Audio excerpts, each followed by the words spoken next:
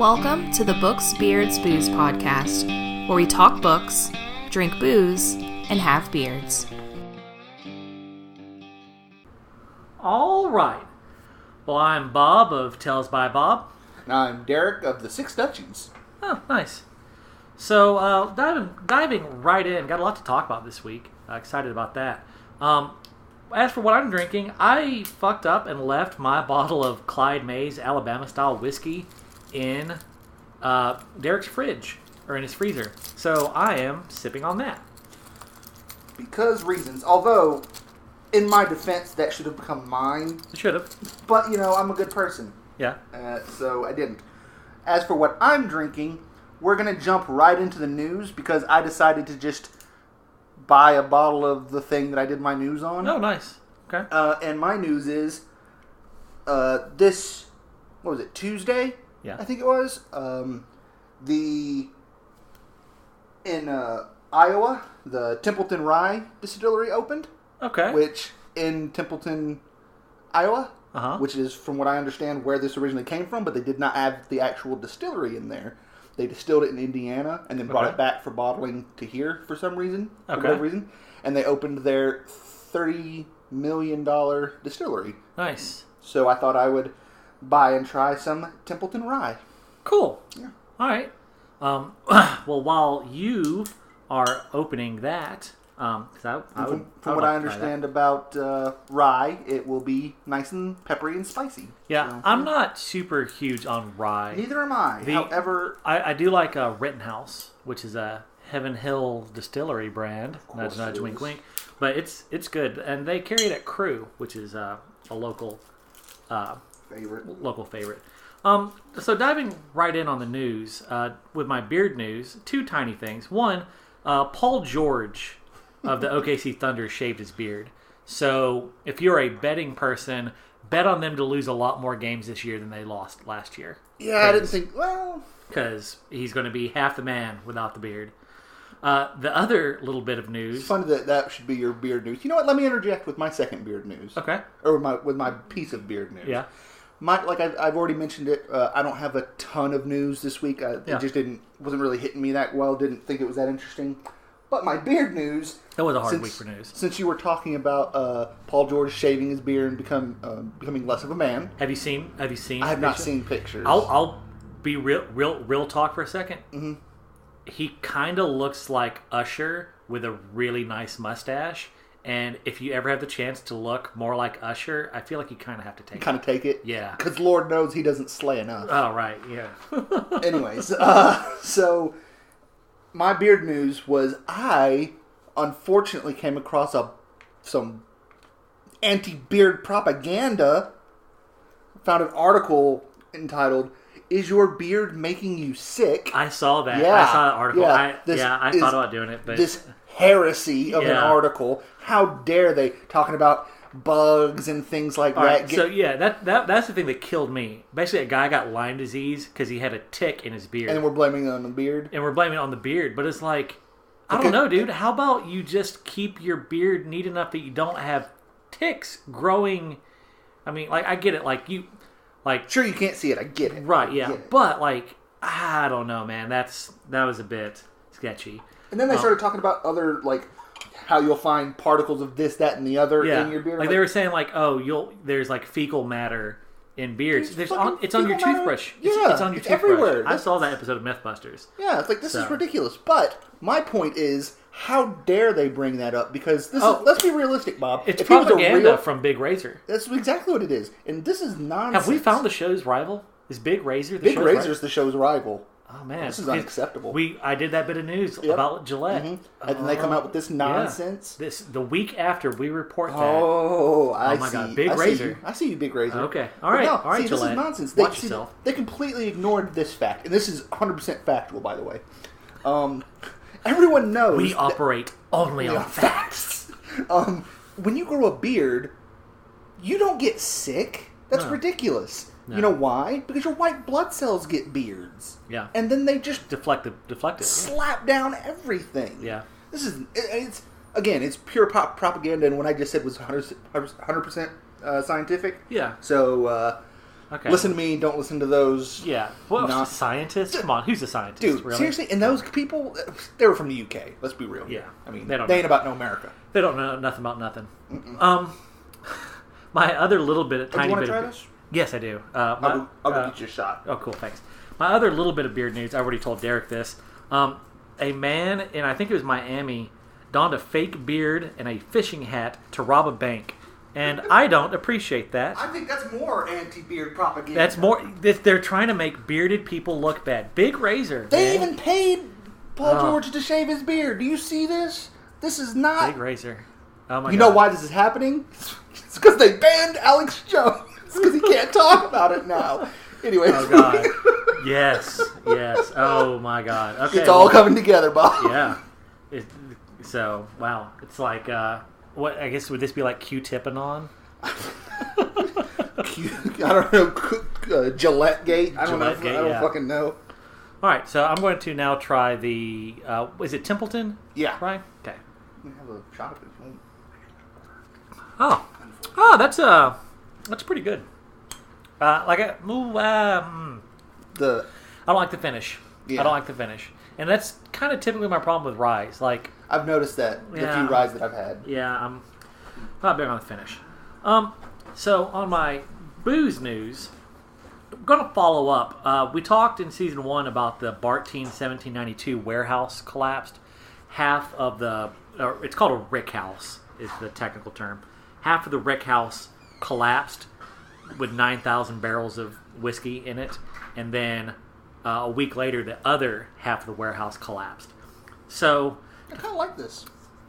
Yeah, I don't know. It might grow on me, but I'll say this: sipping this Alabama style is much better. Yeah. But yeah, so they are recovering the barrels. That's what they're trying to do right now. Really? I just thought it'd be a loss. I figured they just wiped the just whole thing to would get be a what loss. they can. Well, what they're going through is they're going in barrel by barrel. If the barrel is damaged but still holding liquor, they send it off to be recoopered. Basically, like they fix the barrel. If the barrel is too badly damaged but still has whiskey in it, they pour the whiskey into a clean tote tank to rebarrel. If it's undamaged, they just note the lot numbers and carry it away. I don't know where they're taking all this stuff to, but so the rare whiskey aficionado crowd out there is kind of hyped for this. They'd like to try it. Well, because they know it's just like, remember it's gonna be rare. Like Heaven Hill, they did the remains of the whiskey fire release this year. Yeah, there's no doubt in people's mind that 10, 15 years from now they'll release this Barton as like will do a collapse line or something like that. So, because they asked Barton, "What are you? Hey, bro, what you gonna do with that? What'd you do with that?" And they were saying, "We're still in the recovery process. It's too early for us to even think about the future." You think maybe they'll even use to get more out of it? They'll use the whole getting the stuff out of the actual barrels, like people do for Devil's Cut. Maybe. I would not be surprised if they didn't try and part of the rick house, like a little bit of the wood in the gift, or make the gift box out of the wood of the rick house. I don't know. You got to start saving for that, Bob. Yeah. I wish I had known about this Heaven Hill thing, so I could start saving last year, and so I could afford the road trip to go find some. What you got? Booze news. Well, I already did my booze. Oh, that's news. right. Yeah. What do you got? Book news. Two things. One, I just happened to kind of come across, and I thought it was kind of interesting. Not really relevant to what we normally do, but Howard Stern is planning a tell-all book. Oh, that. Yeah. That ought to be good. Now, from what I understand, he's already released a memoir. This is apparently going to be more. Yeah, because they based a movie. Private Parts on the memoir. Which is actually a pretty good movie. I remember when it came out. I've never seen it. I don't give a flying fuck about Howard Stern. I don't really like what he's got going on in general. I'm not I'm not against it or anything, but it's just not my kind of entertainment. Not your cup of tea. Yeah, I don't really like. I don't like disc jockey type kind of stuff. Even morning programs. No. John Boy and Billy is the only one I've ever... And that was just because you had no choice. Well, I will occasionally listen to 10 minutes of it if it's on, but after that I get kind of over it, you know. But, okay, so he's doing he's doing a tell-all book, which, Lord knows. Oh, and God. The people that have worked with him were there's a very varying opinion of this. Yeah. From oh dear God no to that son of a bitch is releasing his book 2 weeks before mine. So I don't know, but it's interesting. But my other piece, which was much more interesting, and the end of this I will mention a quote from the article at the end of what I discussed, and this will be why it caught my eye. Okay. So on August 18th, there's going to be a Mississippi Book Festival, and it's going to be. Are they going to be burning them? No, because that's kind of what I figured a Mississippi Book Festival would consist of. Ooh. Okay, let's Alabama trash in Mississippi. Let's just jump right to the quote then. Okay. The reason I saw this was because it was Mississippi Book Festival, and then in quotes, Mississippi treats writers like Alabama treats football players. Wow! Wow! Oh, I feel. Yeah. Oh, wow! Yeah, they've got a serious literary tradition in Mississippi. Well, yeah, I mean, like Faulkner. Well, no, they've apparently a lot more. Yeah. But see, I think like Ole Miss, like Mississippi State, one of those Mississippi colleges, it's like that's a known school for. Really? But I wasn't sure. Because I mean, that's like where Faulkner. Yeah, I mean, I knew that, whatnot. But I didn't realize this other stuff. But this is apparently like they have like 4 book festivals a year that gets like. Last year, this book festival got somewhere around 7,000 people to come. And that's people, not cattle. People. Right. Okay. People that can actively use their eyes to read words and like understand. Okay. Wow. I would not have suspected there were 7,000 literate people in Mississippi. Well, see, that's the thing. They actually specifically say 40% of them come from out of state. So, but this is like for our Mississippi fans out there. We live in Alabama. Yeah. You're it. You're the only people. You're all we got going for us. We got a couple of things we can make fun of other people for. Yeah. Like, Ohio State football coaches. But anyways, moving on. That was for Superfan Tanya. When I was doing my book giveaway today, the Tiny Free Library, I got into like a 10-minute conversation with an Ohio State fan about that. I didn't know what was going on. I'm so disconnected from... Yeah, I'll fill you in later. Yeah. Anyways, but... So what it's doing is they're having a festival, but it's also to what's the word I'm looking for? Dedicate. They're doing this thing called the Mississippi Writers Trail. Okay. Which is going around throughout Mississippi and making historical landmarks, basically, for where different famous authors that have done things significant in literature, putting up like plaques and stuff like that, for people to talk about it. And the first 2 parts that they've put up is for Eudora Welty, which is a short story writer, Pulitzer Prize winning, and the first living person to be published in the Library of America. And I've heard the name, but I don't know. And Jasmine Ward, who won the 2011 National Book Award for fiction, and also, if I'm remembering correctly, got what's the Booker? No, the grant you get for being a genius. Oh, MacArthur grant. Yeah, she got the MacArthur grant for the book that won this. Yeah, remember the guy who wrote the fairy story for season 1? Tiny Feast. He got a MacArthur grant. Yeah. That's the name of it. But yeah, she apparently won one of those. I thought it was pretty cool. Yeah. It makes me kind of want to go to Mississippi. No, field trip, man. Yeah, apparently they're expecting something around 9,000 to 10,000 people there this year. Huh. That'd be cool if we could go into that. Okay, well, my book news.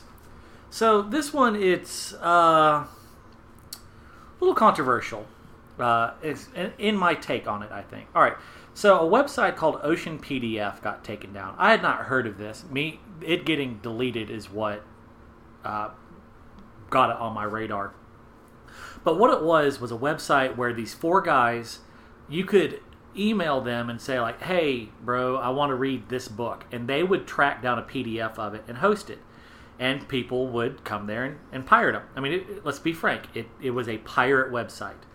But their stated mission, as it said on their site, is it sought to make information free and accessible to everyone around the globe, and that it wanted to make books available to people in many developing countries where they are literally out of reach for many people, like places that don't have libraries, stuff like that. That was, and I don't doubt that their heart, I don't know. I doubt they were making any real money off of this. So I don't doubt that their heart was in the right place on this to a degree. But what happened was authors here in America were like, hey, bro, stop giving my book away for free. Yeah. And the site wouldn't do it. And basically the major book publishers got their lawyers out and were like, hey, no, really, stop doing this. And the guys have taken the site down. It looks like it's not coming back. So, which I think is a good thing. Let me say that. I think it's a good thing. But I think it's an understandable thing. Here's kind of where I come down on it. And here's where I think the book industry needs to catch up to the music and movie industry and TV in a lot of ways. And not saying that those industries have solved the problem, but they have made the problem much smaller. So, all right, I will readily admit on here that in the past I have pirated things. I pirated some books. At the time, the case that a lot of people made was, look, I wouldn't have bought your book anyway. I am poor. I cannot afford to buy your book. So me reading it, at least you're getting exposure. And that's a common argument that people... There's really thought about that. There was a Reddit thread on like /piracy. The article mentioned it. So I went and I read the thread, and it was 99.9% of the comments were like, wow, this really sucks. Like, super hard. Y'all were the best site for this. I've never encountered a site that was as good as this. I am crushed. And then a lot of people were like hating on the authors. Like, oh, come on. Like, we're poor. Like, what the fuck? We can't afford to... Right. So, and here's kind of where I come down on that. First off, sure, some of the authors on there are doing well off, but most of the rest of them are poor. Okay, so you are literally robbing poor people. So that is an argument. But the argument that, hey, bro, I wouldn't have bought this book anyway because I don't have the money is an argument. Now, the counter argument to that is these are PDFs. What the fuck are you reading this PDF on? Several $100 phone, several $100 ebook reader, several $100 computer. Like, you had the money to buy the electronic device in which you were reading these. So your argument doesn't hold as much weight as you think it does. Right. So that is a counter argument. So here's kind of where I come down on it, is I used to also pirate music. Now, I had a firm rule. I would always buy music from local bands. But if it was a big name band, I would happily pay concert tickets. But I had a problem with major labels. And I still do have a problem with most major labels. So I was fine supporting, in my mind, at the time, I've since changed my views, but at the time, I justified it like, well, I'm giving money to the band directly, right. You know? Well, what ended up happening is they made the threshold so easy to getting this music. Like, I have an Amazon Music account.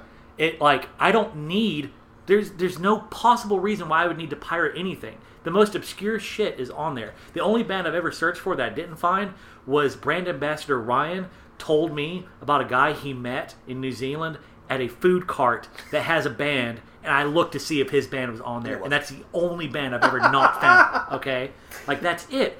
Everything's on there. Yeah. There's no reason. Like, and I still buy music from bands directly at shows all the time, but the ease. What it comes down to is ease. You cannot change human behavior on a large scale. You just have to make it easier that, hey, it is easier and less stressful for me to pay $5 to Amazon Music every month than to go to the trouble of trying to download some bullshit, you know? Yeah. Now, with books, we need to get to the same way. Kindle Unlimited is kind of heading in that direction. The problem is... the prices? Well, no, Kindle Unlimited, everything's free. Oh, Unlimited, you said. But the problem is there's a lot of stuff that's not on there. Because, you know, like, most of your, like, big name releases are not on Kindle Unlimited.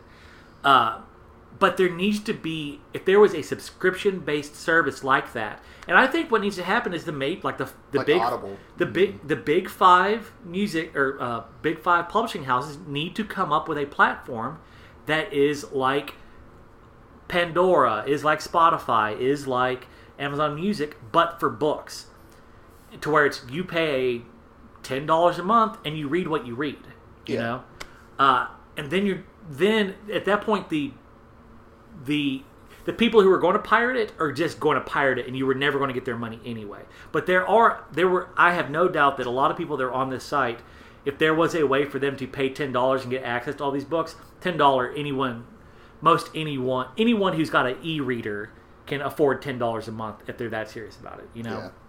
So, yeah, that's kind of where I'm at on it. So I used to be very into comics. Yeah. I went through a phase where I spent a lot of money on comics. The irony is I'm bigger into comics now than you are. I wish we had been kind of big into comics at the same time. But different kinds of comics. Completely different kinds of comics. No, because I just don't like horror, and you like a lot of horror stuff. Right. But I read a lot of stuff that wasn't superhero stuff. Anyways. Yeah. The facts are, I started getting into comics when I lived in the middle of nowhere, and I had no access to a comic book shop. So I would just pirate the comics. Yeah. And then when I found stuff that I liked, I would go buy it. Well, and that is definitely, like, their mission. Like, if they... Like, I know people with a VPN could have got around it, but if they had set it up to where only people in other countries, like, oh, hey, I live in Zimbabwe, and guess what? I don't have a library within 40 miles of me. There are no bookstores that sell any of these sci-fi books that I want to read. Then yes, like, at that point, I'd be all in. I realize that, authors, they do have worldwide rights and, country-to-country specific rights, but at the end of the day, I don't think that would have really hurt anybody, And I do agree with, like, to a degree, I do agree with the whole, like, information should be free, but at the same time, a lot of work goes into making a book, Shit ton. And they were like, oh, well, people are just so greedy. Like, what people don't realize, I think a lot of people, is A, how little writers make, and B, like, for real, like, the major book publishers, the profit margin on book publishing is really fucking low. Like, it's not, I don't think it's anything like people think it is.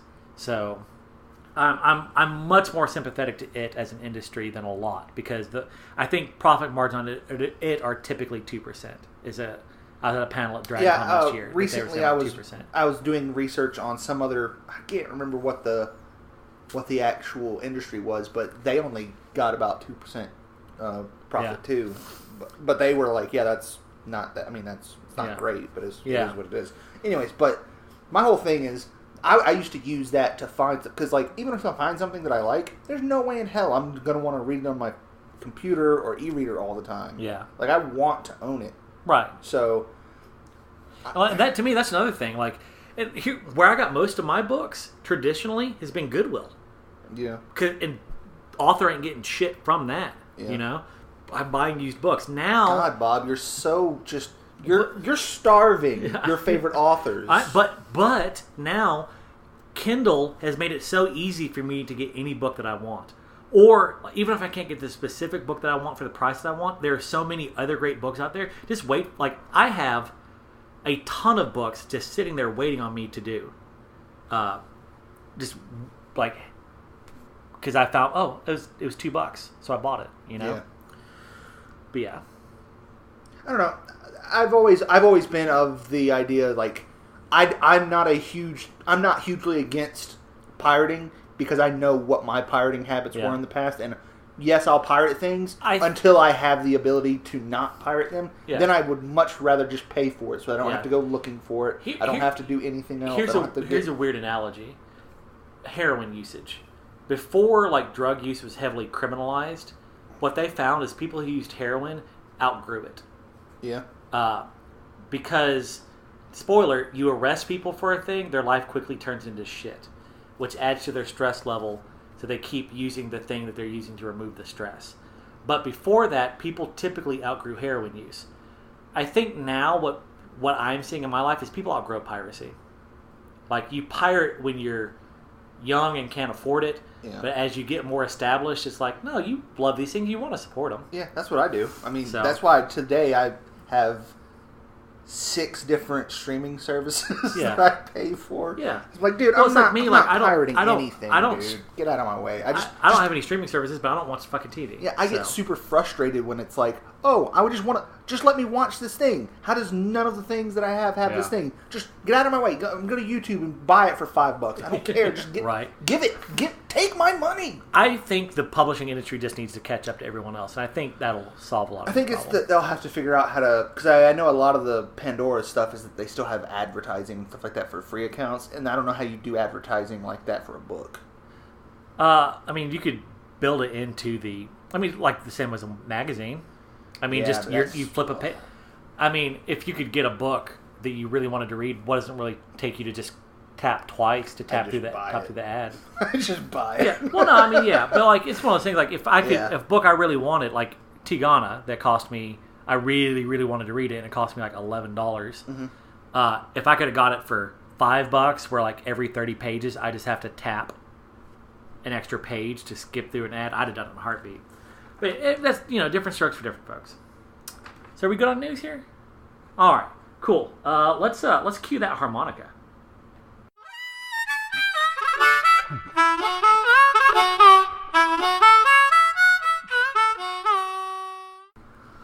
All right, and we're back.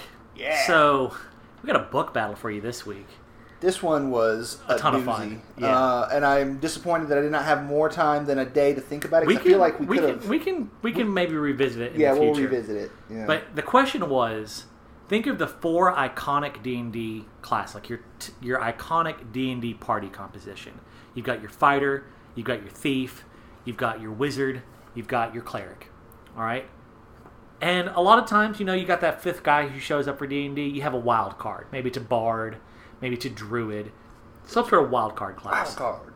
So, going through, you have to limit it to only books you've read, and you can only choose one character from each franchise. That's what made it tricky. Yeah. Assemble a team. So, let's start it out. We're going to start with our A team. I have a team A, B, and C because I always go over the top. Derek has a full A team. We'll see how much time we have. We may save the rest for later, but we will at least do the A team. Yeah. All right. So, first team. First team. You want to do full first team? We'll do 1v1 on each one. Okay. All right. Warrior. What do you have? Icarium from Malazan. He's cool. I like him. He is cool. Yeah. And also, but he was from Malazan, so I wasn't going to use him. Right, that's fair. The reason I chose him, first off, he's a good fighter. Yeah. He's a good fighter. But something you never got to, but it hints at, is when he goes nuts, mm-hmm. he basically destroys everything around. He I got that destroys. Yeah. And so it's to the point where the thing about Malazan, everyone in that book, gods are basically walking around willy-nilly in that book. Awesome. And everyone is scared of Icarium. Yeah. Everyone is scared of him, but has not killed him, has just made him forget, so he will potentially not... Leave them alone. He will leave them alone. In a book of badasses... He's half good, right? Yes. Yeah. What's the other half? Grell? No. I forget. It's been a while. Yeah. But yeah. Now, in a book of badasses, he's the one that everyone's all the other badasses nah, we're are scared cool. of. We're good. Yeah. So he was my fighter. Mine is Ashen Shugar, or Thomas from the Midkemia books, written by Raymond E. Feist. He's a dragon lord. Yeah. Oh wait, my bad. I put it's from the Malazan series by Steven Erikson. Okay. I forgot to mention the author. But he's a dragon lord. He rides a dragon, has magical sword and armor. Super awesome. He is really badass. Yeah, I thought about being a dick and being like, well, yeah, but he can't leave his forest. Well, so if the campaign doesn't take, but we're assuming that people can wander where they you didn't read as far as me. True, true. But it's only safe for him to stay in the forest. That doesn't mean he can't. It just means maybe it's not a good idea for everyone else. Yeah. If he well, at the end of the day, you could just be like, well, I don't pick Thomas. I pick Ashen Shugar from back in the day. From back in the day. Oh my god, that would be yeah. Okay, so another thing that I didn't I don't know if Bob thought about this, but I was thinking about like team cohesion. Yeah, I did think about that. I think that if I had Ash and Sugar in this group, that this group would be. Well, and I thought about Ikariam. Ikariam is a good party member. Uh-huh. He is when he's calm and sedate. If he loses his shit, he'll probably just end up killing his party too. So that is a problem. That is a problem. Yeah, but he's still a solid fighter regardless. And like if it gets to the point where he has to lose his shit, well, he probably needed to lose his shit. Yeah. So that's my fighter. Yes. All right, my rogue, Royce Melbourne, Rhaegar Revelations by Michael J. Sullivan. He is, without a doubt, the best rogue I have ever read in the traditional sense. He's not going to be your super politic-y kind of rogue, but there's like he can basically pick any fucking lock as long as it's not dwarven built. But even then, he still managed to get around some dwarven locks over the series. Like. And pro tip, there's going to be some spoilers in here, so just if you hear about a book that you're wanting to read, you might want to skip 30 seconds ahead. Anyway, he's an elf, or he's got elf blood in him. Yeah. So he can see in the dark, basically. He's got incredible senses. He can climb fucking anything. Like he is and he's really smart. He's an utter hard ass. He's the only real dick in the party, but not so much of a dick that he's going to actively try and kill everyone else in the party, probably. So, but once he learns to respect you, he'll be all in. So, who you got? Okay, this is the part where I realized because you wanted to pick Jimmy the Hand, but you couldn't because you picked Ashton Shigar Thomas. Yeah, I also there was a lot of problems with this, and I'm just now realizing that I again fucked up. God, man, your handwriting's as bad as mine. No, it's not even that. I was just scribbling, but it's just that you're missing that I'm scribbling things out, writing new things, and scribbling that out. Well, I made a spreadsheet, because I make a spreadsheet for everything. Oh, jeez. Go with your gut. Who is it? Right now. Okay. Go. It's Fit Chivalry Farseer. Good pick. A good solid pick. He can do... And this He almost made my wild card slot. You know, maybe it would have been... Because he's more of an assassin than a straight-up rogue, but there's a lot of overlap there. And he does all of the... Yeah, he's got the relevant skills, but also because of his magical ability and stuff like that, I would have put him in a wild card slot. Yeah, I did that specifically because he has a lot of... So for those who don't know, trained as an assassin, he can sneak around places, he has 2 different types of magic, one that lets him bond with animals, which is awesome. Which is ballsy, but it's also difficult, and I just ended reading a book, and it made me sad. Yeah, no doubt. And also the skill, which... I still don't understand all what it can do, but it can do all kinds of wiki wall shit. When you're done with this book, I want you to stop. No, I want you to stop, because as soon as I get all of them, I'm going to do a read of the entire series, beginning to end. And I know you won't be able to read them as fast, but I want you to be reading them the same time I am. Okay, but I've only got like an hour and a half left of this book. No, finish it. No. But I was like, I just want to buy the next one, like now. Fair. Anyways, we'll talk about it. So Fit Chivalry Farseer, he's awesome. No, that's a good pick. I can't fault you for that. Also, he was trained as basically a berserker. Like, he fights with an axe. He also has swords training and stuff. Yeah. He's just all-around badass. I would have used him as the wild card, but as you'll find out as I go over this, I went off the rails because I just realized I had 2 things from the same again, so now I'm panicking and trying to figure out what to do. All right. Cleric. This was hard. I picked Ista from Paladin of Souls. I know you haven't read it. Paladin of Souls is by Louis Bujold McMaster. It won a Hugo. It's fucking amazing. If you like Fantasy of Manners, really good. She becomes a exorcist cleric type person, but she's a good person, but with like steel. Like she can be a hard ass if she needs to be. She can make the hard choices when she needs to. But she has, the powers of her gods running through her kind of deal. And in a really hard category, she was the best I could come up with. I actually like my second choice more, but she, I feel, is a more traditional cleric type person. Like, it's real good. Yeah. That book's amazing. Everyone should check that out. I will do no such thing. You cannot make me. Fair. Who you got? So, my cleric is Nynaeve Almera. Okay. No, that's Wheel of Time. That's fair. Really I hate her. Yeah, so do I. Your party is going to burst into flames. Yeah, I know. But see, here's the thing. Not really. And here's why. Asher Sugar doesn't care. Like, she can't bully a god. So that's not going to happen. Can't bully, but... Fitz she is says a wolf. He's like, yeah, fuck you. This is going to be the most dysfunctional... Oh, God. Yeah, It's going to go... Oh, wait till you get my wizard. I'm counting on Ista to rein in Royce's dickishness. Mm-hmm. And Royce will just straight up respect Icarium. Yeah, see... Like, they'll relate. They'll be fine. Yeah. The problem I came up with was I came up with the rule that we can only have one thing from each book. That was your... Which... I did this to me. Because I would have picked Hadrian as my fighter with Royce. Because you haven't got there yet, but Hadrian... I didn't screw Brett. Brett screwed Brett. I know, Vince. Yeah. I know. It was all me. It was me all along. But no, but with her, see, my original plan was I was going to put her in the group and I was going to have Lan, who's her husband in the books, as my fighter. Because he's my favorite character in those books, period. Yeah. And they could have kind of roughly canceled each other out so that she would behave. But then I remembered that I made this rule and I was like, oh no. But I'm pro tip, I'm having problems hitting coming up with clerics. Yeah. So that's fine. So I was like, oh no.